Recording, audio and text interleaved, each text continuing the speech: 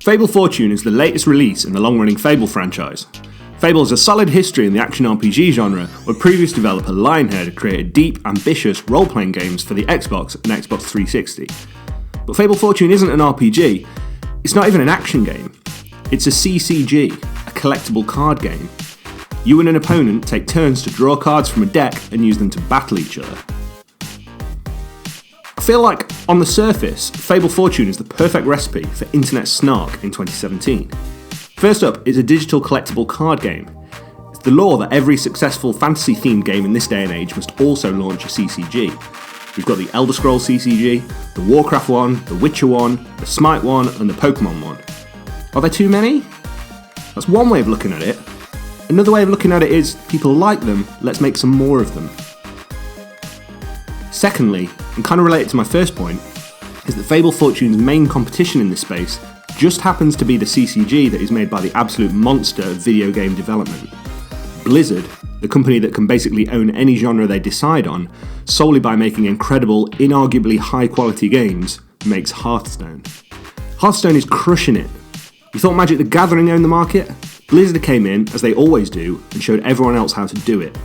Hearthstone is an incredible product. I rate it as my favourite game of 2014, and it reportedly made Blizzard a whopping $400 million in 2016 alone.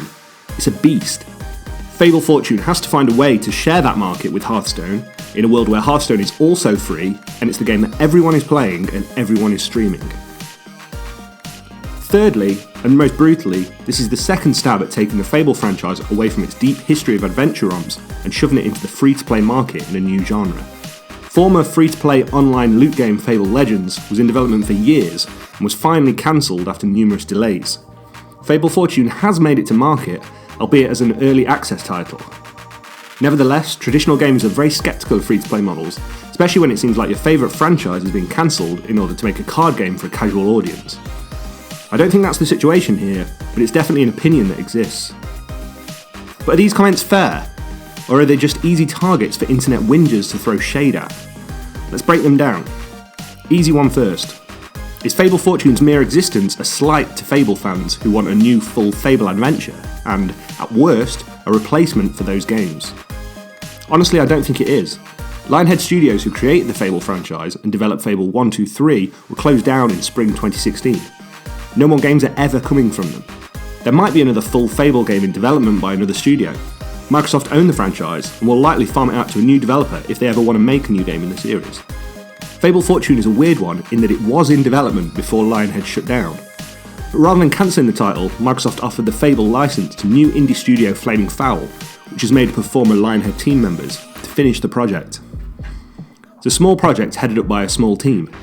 Microsoft likely wanted a CCG on their platform, and honestly, why not use the Fable franchise, one of their biggest IPs? We often look to blame other games when our favourite games aren't being made, but it's not always an either-or. If Microsoft want a big Fable game, it'll happen. If Fable Fortune takes off in a huge way, they're probably more likely to make more Fable games. Secondly, is a new free-to-play collectible card game in 2017 a fair subject for ridicule? To be honest, probably maybe yes. Genre trends are huge in the gaming space. When World of Warcraft made Blizzard billions of dollars, everyone tried their hand at launching an MMO. When League of Legends and Dota took over Twitch, suddenly MOBAs were the new hotness. We're still not quite over that one, to be honest. And yes, collectible card games are everywhere now. It makes sense in a lot of ways. They're a game that are easily played on any device. You can sell just as many digital card packs on Steam or on Xbox Live as you can on iOS or Android. They're easy to shoehorn in any character or IP you want. And yeah, they've become a little boring. For me, this is my biggest complaint against Fable Fortune, and it leads on to my final point. I don't really know if Fable Fortune offers any new reason for you to play this, over Hearthstone, or Gwent, or Magic the Gathering, or the Pokemon CCG. Fable Fortune kind of is Hearthstone. This isn't just me constantly comparing it to the biggest game in the market. This isn't the same as looking at a new first-person shooter and saying, it's just Call of Duty. New CCGs often bring a little something new to the genre. The differences between Hearthstone and Fable Fortune are incredibly minor at best. It follows the format to the letter. That's not necessarily a bad thing. Hearthstone is an amazing game. Ipso facto, Fable Fortune is a great product. It's fun, and the games are thrilling in all the ways that Hearthstone is fun and thrilling. But when people are already playing one game, how are you convincing them to start from scratch and play your version of that? If you're exclusively an Xbox gamer, then there's your answer probably. Hearthstone isn't available on Xbox.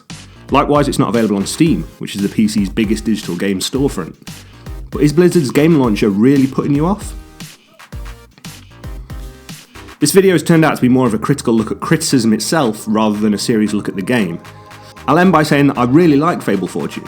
It does everything right as far as I can tell. I've had fun with my time with it so far. Creating a deck using all of your favourite cards, then drawing and using those cards to effectively reduce your opponent to 0 health is still really great. But I just honestly can't see me turning to it very often.